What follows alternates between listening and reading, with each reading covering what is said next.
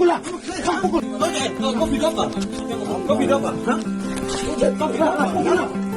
Petugas Bea Cukai pasrah saat prajurit TNI pukul dan piting dirinya di pintu masuk perbatasan Indonesia-Malaysia di Kalimantan Barat. Informasi yang dihimpun dari video yang viral di media sosial, terlihat awalnya pegawai Bea Cukai menegur anggota TNI penjaga perbatasan. Tak terima usai ditegur, oknum TNI tersebut emosi besar hingga mendatangi pegawai Bea Cukai dan langsung memukul dada sang petugas Bea Cukai.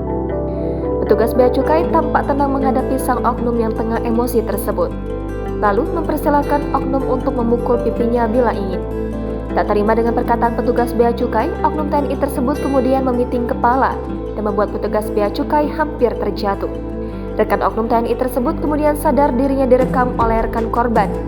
Kemudian memarahi sang perekam video dan menghempaskan kameranya hingga terjatuh. Hingga berita ini diturunkan, Tribun masih mencoba mengonfirmasi kepada pihak TNI maupun Bea Cukai terkait peristiwa ini. Pukul lah. Pukul.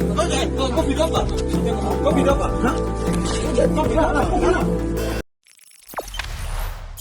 Jangan lupa subscribe, share, komen, dan like ya.